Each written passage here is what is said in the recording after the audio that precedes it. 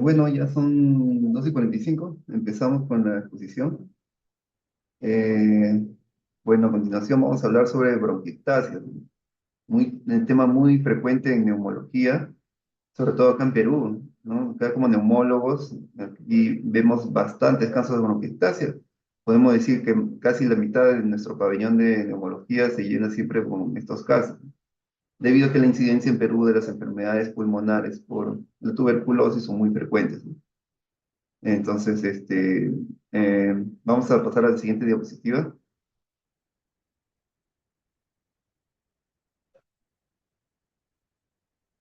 Ya.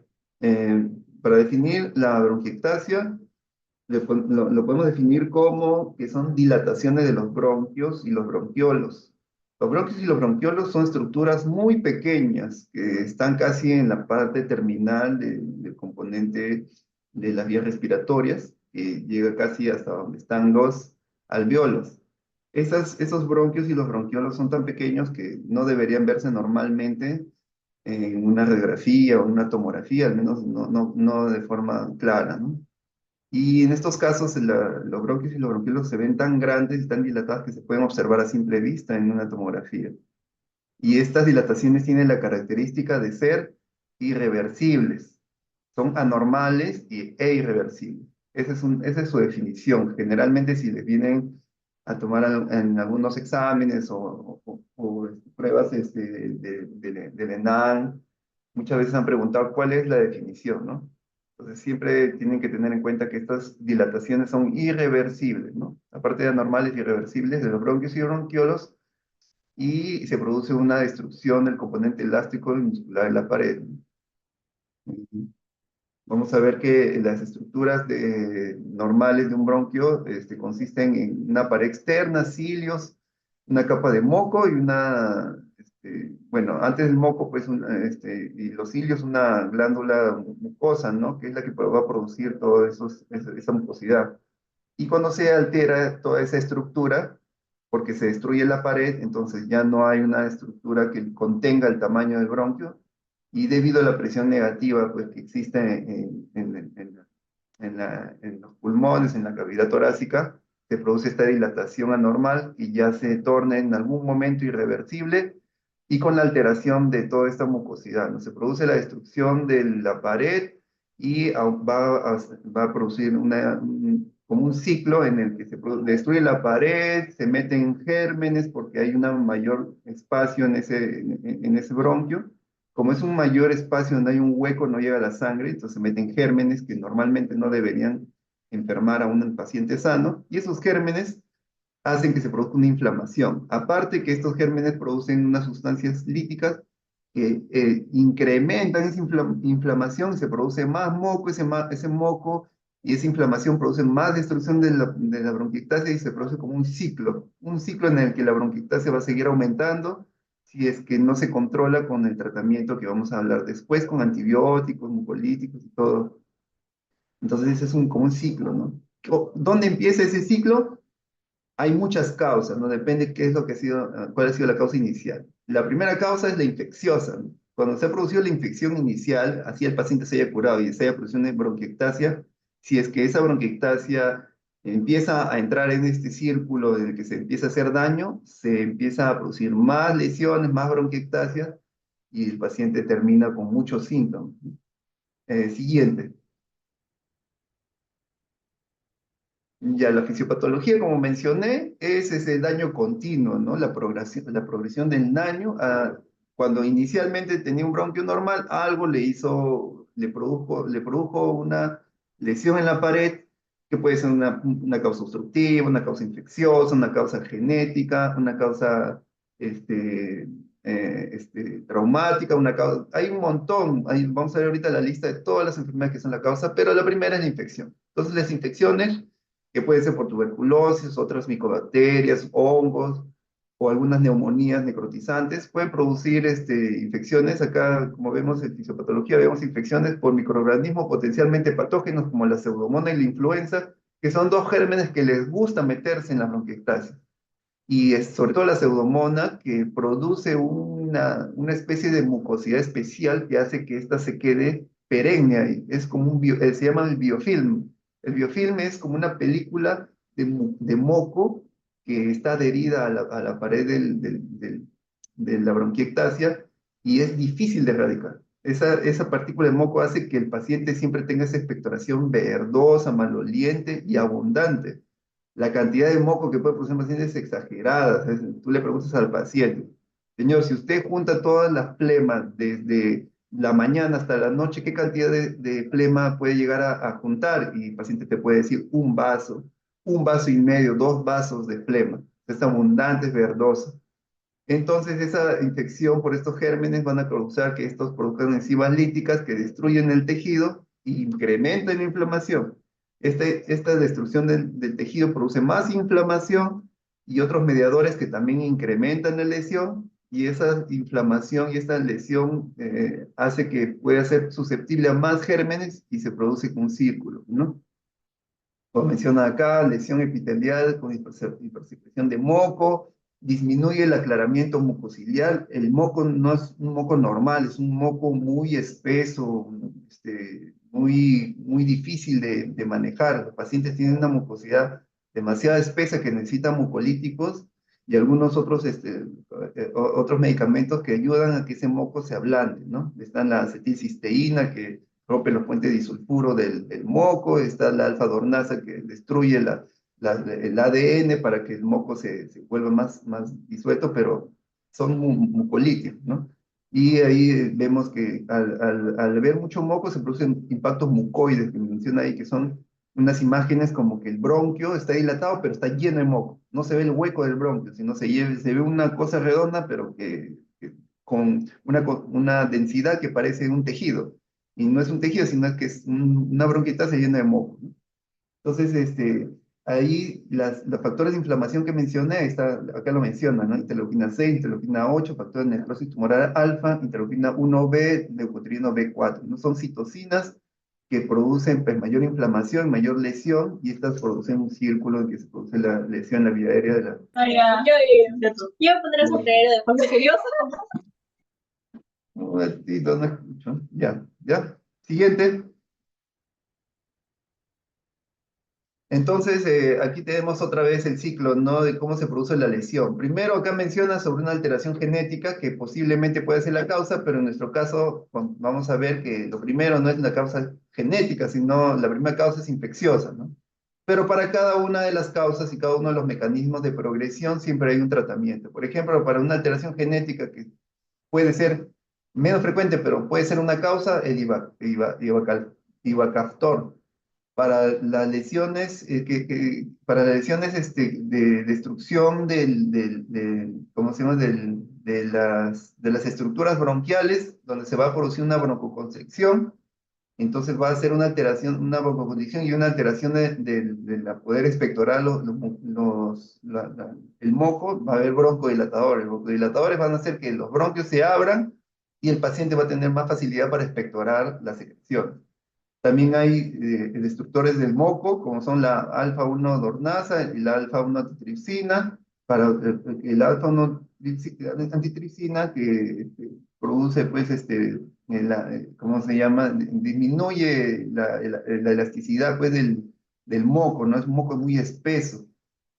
Y ahí también se produce la secreción, bastante secreción, la cantidad de secreción es tanta que el paciente necesita una forma de expectorar toda esa secreción y eso ayuda a algunos instrumentos y sobre todo la fisioterapia, ¿no? La fisioterapia como terapia para expectorar toda la flema, al paciente ayuda bastante para que no tenga tantos síntomas, ¿no? Y finalmente, como mencioné, como esa zona es una zona donde no llega mucha sangre porque ya está dilatado, porque hay moco que está estancado, porque hay factores inflamatorios que alteran toda la inmunología del bronquio, se llena de bacterias, ¿no? Aquí tenemos la más común, es la pseudomonas, después el Staphylococcus aureus meticilino resistente, la Haemophilus influenza y el Burkholderia cepacia, ¿no? Y eso produce mayor inflamación y llega el ciclo, ¿no? Siguiente. La clasificación de las causas de las bronquiectasias, primero puede ser una causa obstructiva, causa infecciosa, por inhalación, por inmunodeficiencias y desórdenes inflamatorios. Como vemos, son un montón. Para la causa de obstrucción de vía aérea tenemos las congénicas del síndrome de Meniere-Kuhn, que es una dilatación de la tráquea, ¿no? Y los bronquios principales, síndrome de William Campbell. Bueno, en general, pues, menciona mucho, ¿no? Casos de obstrucción aérea, por ejemplo, las adquiridas como cuerpo extraño. Los cuerpos extraños en los niños pueden hacer que produzcan una obstrucción del bronquio y posterior dilatación por la inflamación crónica que produce. Tumores endobronquiales también producen bronquiectasias. Enfermedades reumáticas, tapones mucosos por aspergilosis broncopulmonar alérgica. Las infecciosas, la primera causa es las micobacterias. Y la primera causa de micobacterias es la Mycobacterium tuberculosis, ¿no? Aquí tenemos un montón de pacientes que tienen pulmones con secuelas de tuberculosis porque el tratamiento para tuberculosis no lo recibieron a tiempo, recibieron un tratamiento inadecuado o abandonaron el tratamiento o tuvieron múltiples infecciones o tuvieron alguna comorbilidad que hicieron que estas lesiones fueran amplias. Y ahí es donde se producen las bronquiectasias, ¿no? Tanto micobacterias como tuberculosis como micobacterias atípicas. También las infecciones recurrentes, ¿no? Como infecciones virales, bacteriales y hongos. ¿El COVID-19 puede producir bronquiectasias? Claro que sí. Ahí tengo pacientes, incluso ayer he visto un paciente que tiene bronquiectasias y lo único que tuvo en su vida es COVID. Pero el COVID que causa bronquiectasias es un COVID grave. COVID que pues ha llegado a neumonía grave con ventilador mecánico y que incluso pudo haberse metido algún otro germen ahí que pudo haber causado esa bronquiectasia. Pero sí, los virus también pueden causar bronquiectasias. Las bacterias, pacientes que tienen neumonías a repetición, pacientes que tienen problemas de trastornos de conciencia y pueden hacer neumonías aspirativas, personas alcohólicas, personas que tienen convulsiones, personas que tienen mala higiene bucal, hacen que se produzcan microaspiraciones de gérmenes anaerobios o algunos otros tipos de gérmenes que producen una inflamación bronquial severa y unas lesiones ahí en los bronquios y quedan como bronquiectasias, ¿no? La inhalación de aspiración recurrente, esa es la que mencioné, microaspiraciones, la silicosis, fumar cigarrillos, neumonitis crónica por hipersensibilidad. Otras menos frecuentes son las inmunodeficiencias, ¿no? Agamaglobulinemia, inmunodeficiencia común variable, el síndrome de hiperinmunoglobulina E y otras, ¿no? Y los desórdenes inflamatorios como enfermedades reumatológicas, ¿no? Síndrome de Sjögren, artritis reumatoide, esclerodermia, lupus, enfermedades inflamatorias como colitis y enfermedad de Crohn, ¿no? Siguiente. Entonces, las causas, como mencioné, ahí la mencionan, ¿no? Primera causa, pues infecciosa, bacterias, tuberculosis, micobacterias no tuberculosis y hongos. Perú, primero la tuberculosis, siempre. Siempre la primera causa en Perú, tuberculosis. Otra causa, asociación de enfermedades pulmonares crónicas. Cuando uno tiene asma, EPOC, déficit de alfa-1 produce a veces esas obstrucciones bronquiales o moco, produce un tapón que puede llegar con el tiempo a que estas enfermedades puedan producir bronquiectasias. A pesar de que el paciente solo tiene asma, también puede hacer bronquiectasia por asma, pero para eso tiene que ser un asma grave, como por ejemplo también en el COVID, ¿no? Las infecciones por virus también, pero tiene que ser grave, ¿no? Inmunodeficiencias, también menos frecuentes, pero también se menciona, primaria como déficit de anticuerpos, secundaria como el síndrome de inmunodeficiencia adquirida, como el VIH, las quimioterapias y neoplasias hematológicas, ¿no? Leucemia, linfomas. Asociadas a enfermedades sistémicas, la artritis, síndrome de Sjögren, como mencioné, alteraciones del sistema mucociliar, el síndrome de la discinesia ciliar primaria, el moco en estos casos es tan espeso y tan difícil de expectorar que produce la bronquitis. La fibrosis quística es una enfermedad, se puede decir genética, en el que pacientes que más se ve afectados son los niños, ¿no? Incluso estos pacientes tienen un pronóstico de vida muy, muy, muy bajo, ¿no? Algunos solo pocos llegan a pasar los 18 años, que se producen unas dilataciones bronquiales bilaterales graves, ¿no? Y estos se infectan y los pacientes generalmente fallecen pues por sepsis, por infecciones graves, por pseudomonas y todo eso, el síndrome de Young. Posobstructivas, por ejemplo, mencioné las lesiones que pueden producir obstrucción de los bronquios y posterior inflamación y destrucción, ¿no? Como los tumores, cuerpos extraños, otros tumores, adenopatías, aneurismas. Otras alteraciones bronquiales congénitas, como síndrome de Meniere-Kuhn, que mencioné, síndrome de Williams-Campbell, secuestro broncopulmonar y traqueobroncomalacia. Post-trasplantes, con la enfermedad injerto contra huésped, neumonías postinflamatorias, como por radiación, por tóxicos, inhalación de tóxicos, microaspiraciones de contenido gástrico y algunos menos frecuentes, ¿no? Siguiente, por favor.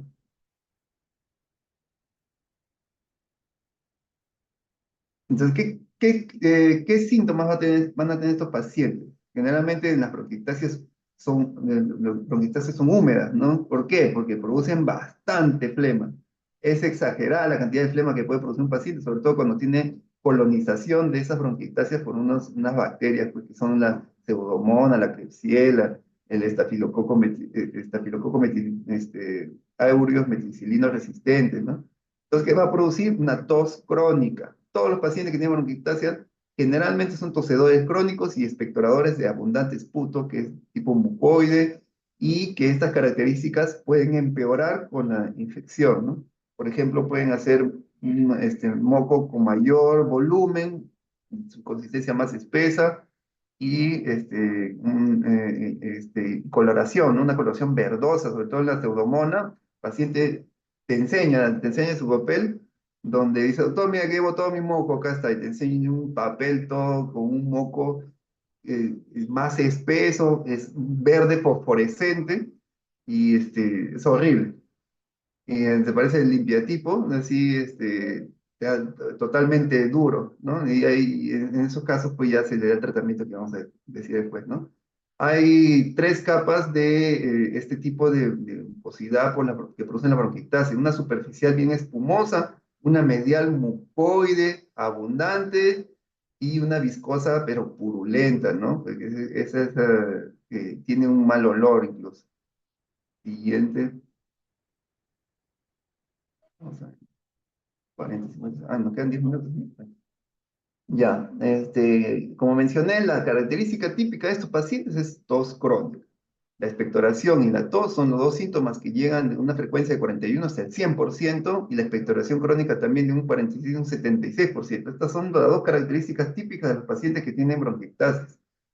La expectoración intermitente es cuando el paciente a veces en las mañanas puede expectorar, de ahí durante todo el día no expectora, y después en las noches, en la mañana puede volver a expectorar, o cada cierto tiempo el paciente se encuentra tranquilo, llega un momento en que se produce la colonización de estas bronquiectasias y empieza a producir abundante expectoración hasta que recibe el tratamiento, se le retira, o bueno, se le trata de la infección, y el paciente vuelve pues a su tos crónica habitual, no tan intensa, ¿no?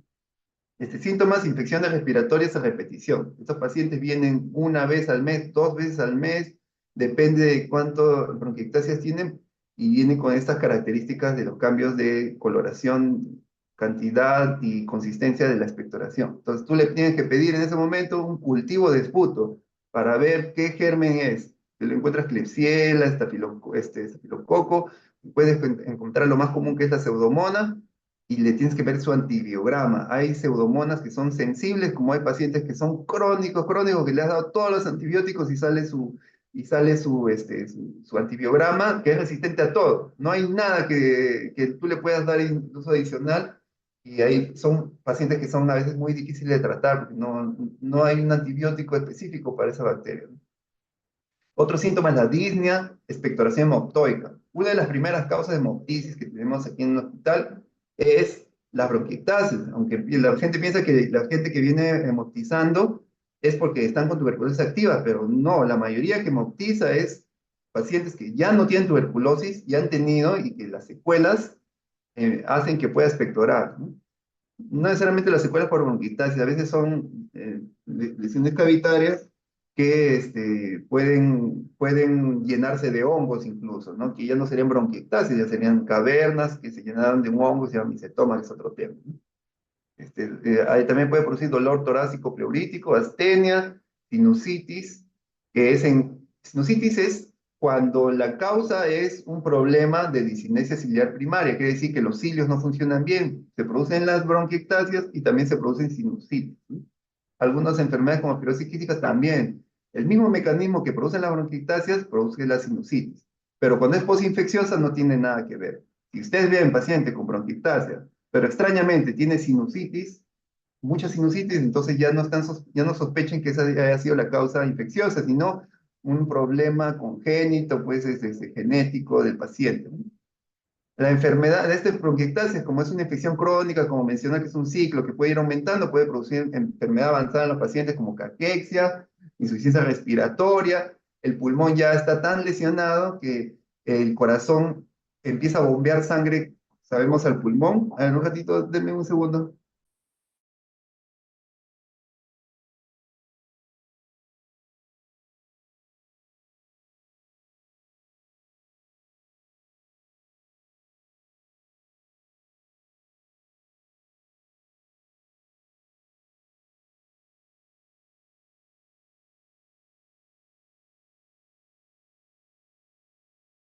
De activar. ¿Se me escucha? Sí se me escucha, ¿verdad? Sí, doctor, sí se lo Ya, escucha. disculpen la demora. Ya, como me estaba mencionando, sí me están escuchando, ¿no? ¿Están entendiendo alguna consulta hasta ahora? ¿Todo bien? Todo claro, doctor.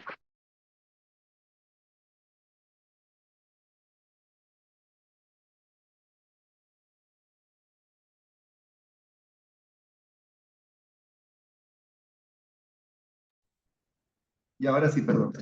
Ya, disculpen. Entonces, como le mencionaba, las bronquiectasis causan todos estos síntomas y llegan a que el paciente tenga una enfermedad crónica, pues, por años de infecciones constantes, de insuficiencia respiratoria constante. Entonces, ya el paciente empieza a necesitar oxígeno, el paciente empieza a tener esa infección, esa lucha por curarse de las infecciones, hace que el paciente consuma todas sus energías, todas sus reservas, y el paciente empieza a bajar de peso progresivamente, se pone caquético, hay una insuficiencia pulmonar, una insuficiencia respiratoria, que el paciente empieza a necesitar oxígeno. El corazón, como saben, el lado derecho del corazón es el que bombea sangre hacia el pulmón.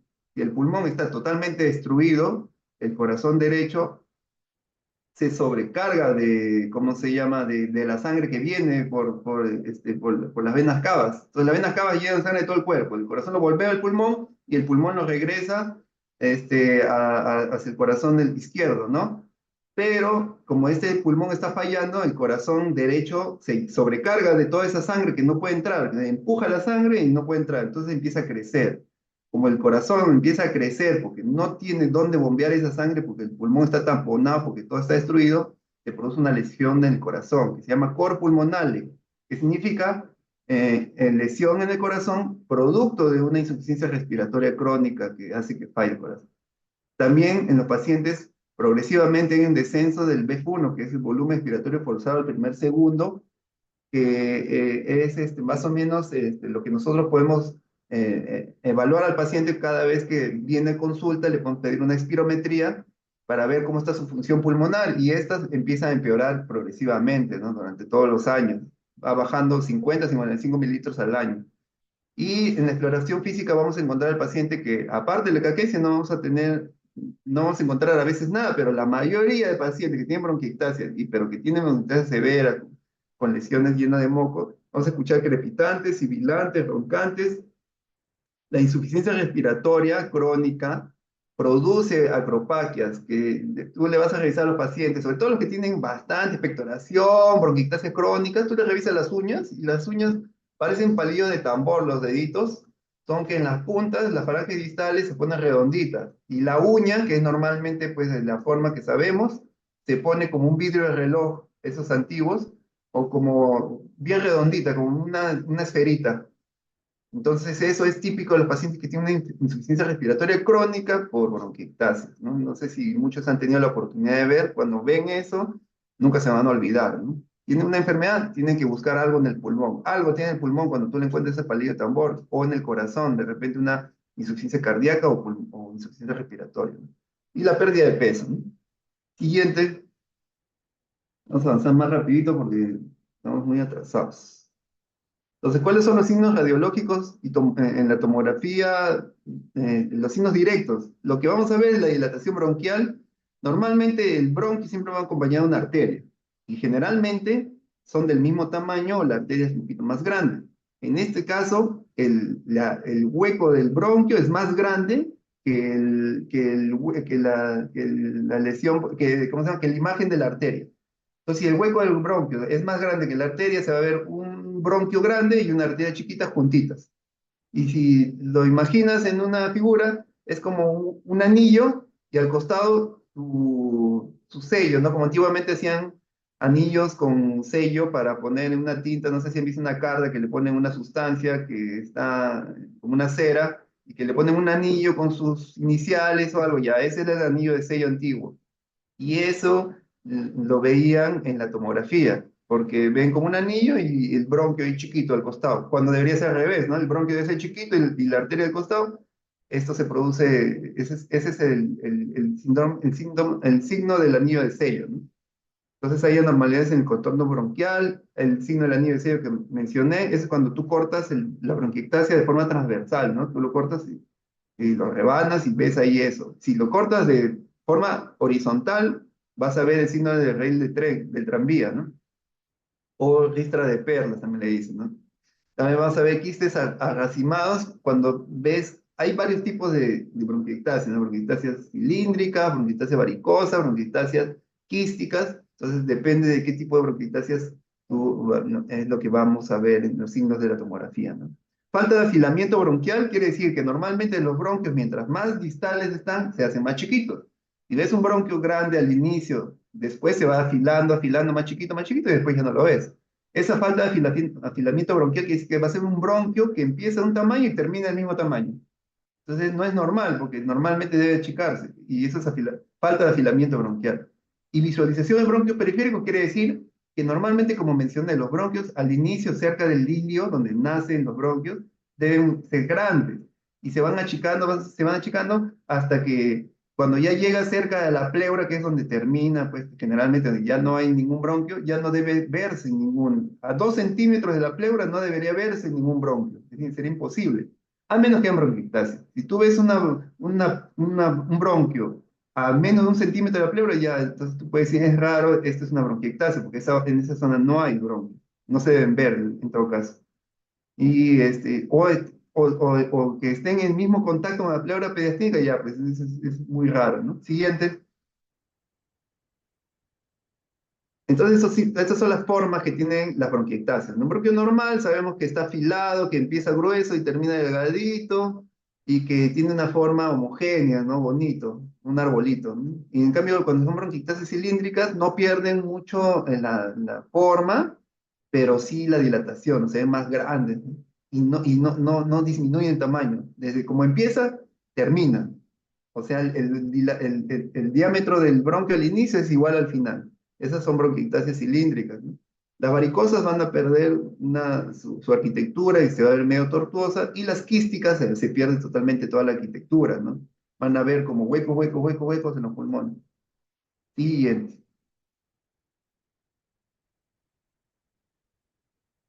Para ir avanzando más rápido, aquí vemos, ¿no? ¿Qué signo es? Ese es, pues, en el lado izquierdo no es anillo de sello, ¿no? Vemos el riel de tranvía a veces, ¿no? No se ve tan bien el riel de tranvía, más se ve en el lado izquierdo el riel de tranvía, y la de la izquierda es bronquiectasia cilíndrica y de la derecha una bronquiectasia varicosa, ¿no? Abajo ya se verían como quísticas, ¿no? Ahí van a ver, siguiente. Este es síndrome de Riel, pues, ¿no? Aquí vemos, ¿no? En la dilatación bronquial, incluso hay unas lesiones cavitarias gigantes ahí en la figura C, ¿no? Generalmente en la radiografía de pulmones es bien difícil ver una bronquiectasia. Yo como neumólogo, tienes que agarrarle bien ahí la radiografía, tiene que tener buena calidad, tiene que tener unas bronquiectasias bien bonitas para que tú lo puedas ver en la placa. Si no, tú vas a ver imágenes heterogéneas de radiopacidad y bien difícil, ¿no? Puede ser suma de imagen. Tú ves la bronquiectasia y se ve bonito, ¿no? Pero a veces no se ve tan bien porque se ve como suma de imagen. Y a veces no es bronquiectasia, sino es lesiones pulmonares con tractos fibrosos que parecen bronquiectasia. Entonces tienes que tener mucho cuidado en la placa. Pero por eso el diagnóstico definitivo tú lo haces con una tomografía. Siempre pedir tomografía ante sospecha de bronquiectasia. Entonces esas bronquiectasias ven que tienen las paredes un poquito gruesas, ¿no? Como en la figura B. ¿Cómo sabes si es una bronquiectasia que tiene una infección por tuberculosis activa o no? Acá, por ejemplo, sabemos porque alrededor de esa bronquiectasia vemos un pulmón negrito. Ese pulmón negrito quiere decir que ya no está inflamado, que la bronquiectasia ya ha quedado como cicatriz, como secuela y no hay inflamación. Si no hay inflamación, no alrededor de la bronquiectasia el pulmón está negrito. Si empieza a ponerse medio blanquito, quiere decir que hay inflamación. Si empieza a ponerse bien blanquito, más grande, y encima aparecen unos puntitos ahí como si fuera un árbol y están saliendo frutas, eso ya sería tuberculosis, ¿no? O sea, el signo del árbol en brote. No necesariamente es tuberculosis, pero la mayoría de veces sí. Y hay pues, destrucción pulmonar en la otra imagen, en la, cama, en la figura C, ¿no? Siguiente. Avanzamos más rápido, y son un 3 y un C.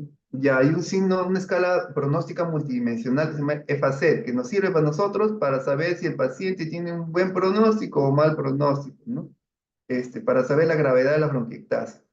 Ve cuántas veces ha necesitado hospitalizarse, cómo ha sido su espirometría, ve el PEF1, cuántos años tiene, si tiene más de 70 o menos de 70, si ya ha tenido colonización por pseudomonas, si la lesión está, según la radiografía o tomografía, en un lóbulo, o dos lóbulos o más. Y si el paciente tiene una disnea clasificada en una clasificación de MRC, ¿no? Que es más o menos del 0 al 4 y que básicamente dice, ¿no? Si es disnea a muy grandes esfuerzos, medianos esfuerzos, leves esfuerzos o al reposo, ¿no? Siguiente. El tratamiento depende de la causa, ¿no? Como sabemos, hay muchos mecanismos asociados a la producción de esta bronquiectasia, entonces el tratamiento también es muy heterogéneo. Y la causa fue la tuberculosis, trata la tuberculosis. Si ya no tiene tuberculosis, pero que han quedado colonizados algún germen, trata los gérmenes. Si el paciente produce mucha expectoración, tienes que ver que reciba un mucolítico, ¿no? Si el paciente ves que tiene sibilancias o roncantes, tienes que recibir broncodilatadores.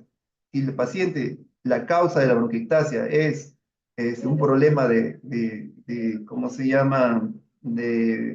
Aspergilosis broncopulmonar alérgica, como menciona ahí, el APA, es el tratamiento específico, antifúngicos y corticoides orales, ¿no? Si hay déficit de antitripsina, deben que darle antitripsina endovenosa. Si el producto de la bronquitasia es por un reflujo constante, por el paciente tiene reflujo gastroesofágico o ¿cómo se llama? O por enfermedad por el reflujo gastroesofágico, dice que hay inhibidores del ácido, pues, ¿no? O algunos que tienen incompetencia, pues, de esofágica, ¿no? O hernia yatal, ¿no? O algunos problemas de la deglución, paciente que tiene estenosis del esófago y eso produce una dilatación del esófago con contenido alimenticio que puede pasar al pulmón. Pacientes que pierden la conciencia, pacientes que han convulsionado, pacientes que son alcohólicos, que están en la calle, que vomitan, se aspiran.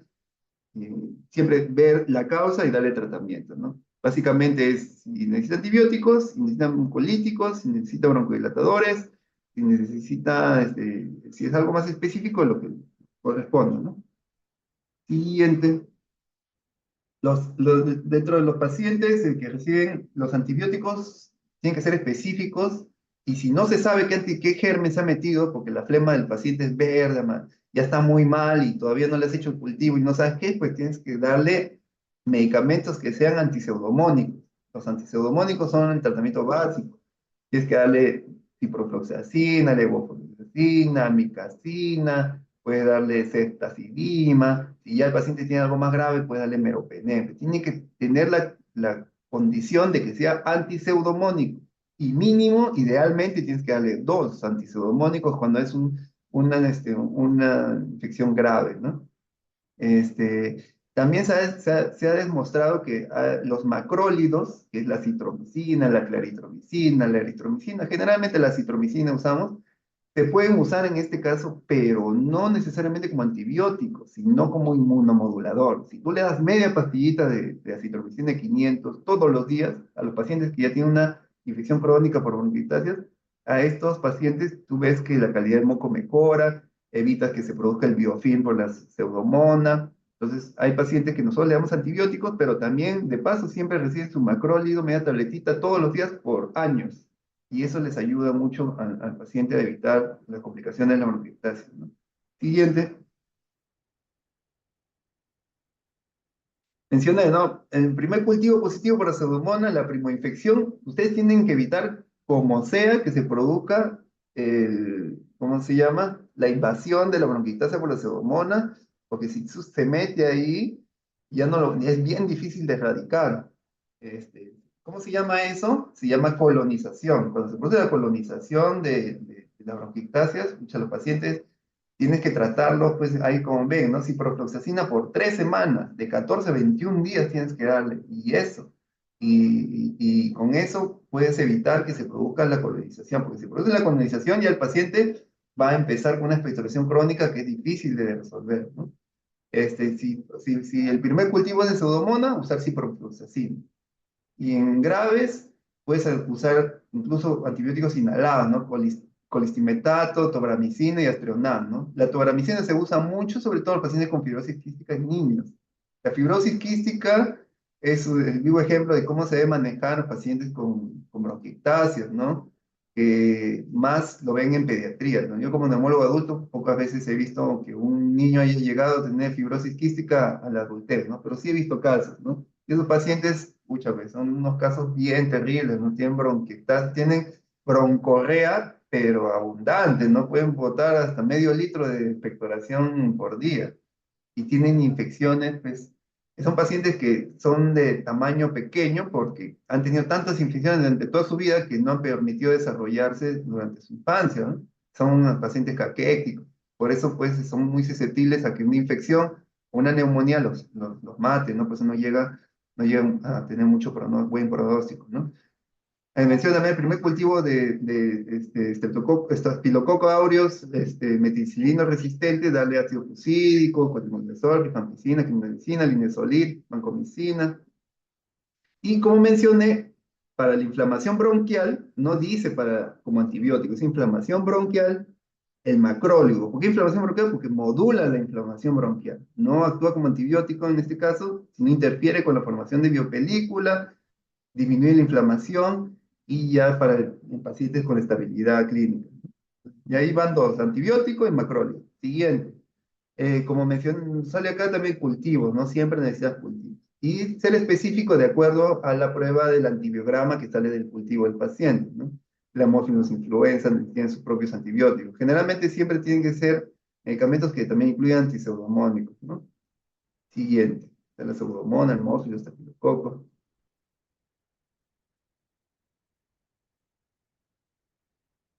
Entonces, esos son los regímenes, ¿no? El levofloxacino, moxifloxacino, que son las fluoroquinolonas susceptibles, ¿no? Que es la levofloxacina, ciprofloxacina, que actúan contra la pseudomonas. Para la prevención en largo tiempo, terapia ¿cómo se llama? Cuando tiene más de 3 exacerbaciones por año, tienes que darle ya un inmunomodulador, que es en este caso acitromicina, como mencioné, 250 media pastilla, una vez al día, por 6 meses o un año, ¿no? Y bueno, pues hay antibióticos inhalados que son carísimos y que solo manejan los pacientes que son pediátricos, ¿no? Porque ellos pueden conseguir esos medicamentos. Si el paciente puede conseguir un medicamento de tobramicina inhalada en pacientes que ya tienen bronquiectasias crónicas, generalmente nuestros pacientes que tienen bronquiectasias son pacientes que han tenido tuberculosis, que tienen, de alguna forma, pues no tienen muchas condiciones económicas. Entonces es bien difícil que un paciente así esté con una infección grave, encima que toda la vida ha tenido esta infección por pseudomonas por la bronquiectasias, no puede trabajar, ¿no? Entonces, difícil que pueda adquirir, pues, el antibiótico de forma inhalada, que es la tobramicina, ¿no? Que es una de las mejores. El colistin también hay inhalado. ¿Qué otras alternativas? Amoxicilina o ciprofloxacina, ¿no? Siguiente, la eritromicina, la citromicina. Y el tratamiento para obstrucción de flujo aéreo, ¿no? Si ve que tiene sibilante, generalmente casi siempre le damos broncodilatadores. Ventolin, que es el salbutamol o el promolo hipertrófico. Corticoides inhalados, solo si realmente tiene un problema bronquial, inflamación bronquial, que responde al broncodilatador y que el paciente tiene un componente asmático, ¿no? Porque darle corticoides a un paciente, inhalados a un paciente que tiene bronquiectasia, es se puede decir que es muy difícil, ¿no? Porque los corticoides inhalados pueden aumentar el riesgo de infecciones. Un paciente que ya tienes una predisposición a hacer infecciones, que tú le des un corticoide inhalado, que no lo necesite, puede ser que pueda adquirir más infecciones, ¿no? Entonces solo le das corticoides inhalados a los que realmente sí lo necesitan. Y los que realmente lo necesitan le va muy bien los corticoides inhalados, porque no son corticoides sistémicos, tienes que diferenciar sistémicos e inhalados. Sistémicos es la pastillita, el endovenoso, cualquiera, Dexa, prednisona, cualquier medicamento que tú no le des, que tú le des por vía oral o vía endovenosa es sistémico. En cambio, se puede usar corticoides inhalados que son microdosis, ¿no? Por ejemplo, huesonida, huesonida, fluticasona, beclometasona, ¿no? Y finalmente la nutrición, ¿no? Pacientes que tienen menos de su índice de masa corporal mínimo, que es de 19, tienen más tendencia a no resistir neumonías severas. Los pacientes que son muy delgados, que tienen IMC menos de 19, tienden a tener más mortalidad. Por eso el tener un buen peso es un buen pronóstico para defenderse de unas neumonías graves o cualquier enfermedad grave. Siguiente. Y el manejo de las secreciones. Hay muchas formas de drenar, ¿no? Hay palmoterapia, hay equipos que te pueden ayudar a botar la flema, hay, ¿cómo se llama? Drenaje postural, te pones una postura porque te ayuda a expectorar, hay terapia respiratoria, bueno, y hay muchos, ¿no? Hay manuales, instrumentales, manuales de drenaje autógeno, aspiración lenta con glotis abierta, ciclo activo de técnicas respiratorias. Instrumentales, el PEP, ¿no? Presión expiratoria positiva, la oscilometría, ¿no? Perdón, la oscilación expiratoria positiva, oscilación externa torácica de alta frecuencia, ¿no? Son mecanismos que hacen que la expectoración abundante puede ser más fácil de erradicar, ¿no? Siguiente. Y esto es muy importante, ¿no? O sea, sobre todo en los pacientes que tienen fibrosis quística es bastante importante el drenaje mediante técnicas, pues, tanto externas como internas para drenar toda la secreción, ¿no? Entonces, está el drenaje autólogo. Siguiente. Además se usa para fibrosis quística. La aspiración lenta con glotis abierta, el SGOL, que produce también buenos resultados. Una técnica en que el paciente se pone de costado, tiene que producir pues,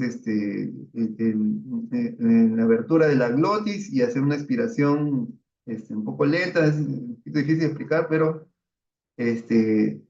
más en pacientes con fibrosis quística ayuda a esto para que puedan empezar a expectorar pues, todas las secreciones. Siguiente. La presión expiratoria positiva o el OPEP, ¿no? Que son, ¿cómo se llama? Aparatos que mediante las vibraciones o, ¿cómo se llama? Mediante la movilización de secreciones, es que el paciente pueda expectorar mejor, ¿no? Siguiente. Y la oscilación extratorácica de alta frecuencia, ¿no? Que se realiza durante 15 días, ayuda a que los valores de la espirometría mejoren en los pacientes, ¿no? Haciendo que movilicen la flema. Siguiente. Obviamente que si el paciente está hemoptizando, no le vas a poner ninguno de estos, pues no puedes hacer nada de esto, ¿no? Porque puedes hacer que hemoptice y el paciente desahogue con la sangre. Mencionar ahí todas las técnicas, el EDGOL, técnicas activas de respiración, fisioterapia respiratoria, las técnicas con instrumentos como el PET, la presión positiva expiratoria, las oscilatorias y el equipo externo, ¿no? Siguiente. Y el entrenamiento muscular, ¿no? La terapia respiratoria con programas de ejercicio, ¿no? Hacen que tenga mejor calidad de escala de MRC, quiere decir que pueden hacer más actividades físicas sin tener tanta disnea, mejora su capacidad de hacer actividades, y que, ¿cómo se llama? Ayuda bastante a que el paciente pueda ser autosuficiente para que pueda hacer su vida normal, ¿no? Porque esos pacientes pues tienen bastante limitación para trabajar, para dormir, para hacer cualquier actividad, ¿no? Prácticamente estos pacientes ya pasan a ser los ocupados, ¿no? En pocos trabajos pueden mantener pacientes que puedan tener esa cantidad pues de síntomas, de secreción. Y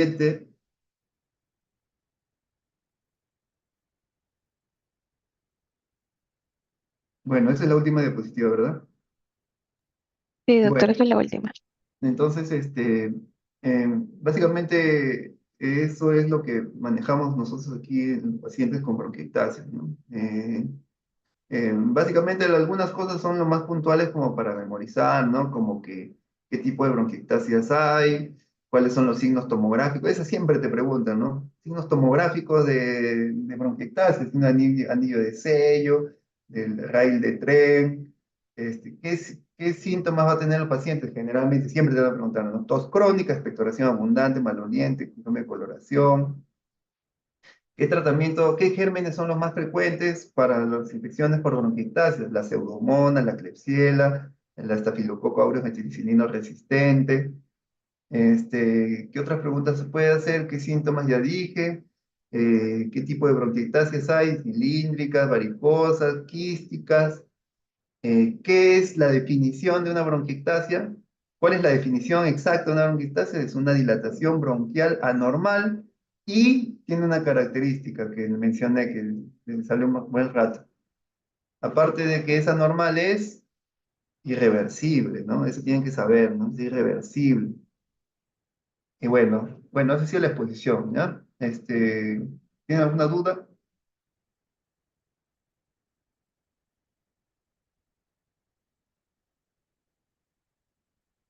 Bueno, muchas gracias por escuchar mi exposición. Entonces ahí estamos conversando con el delegado ahí para ver los demás temas, ¿no?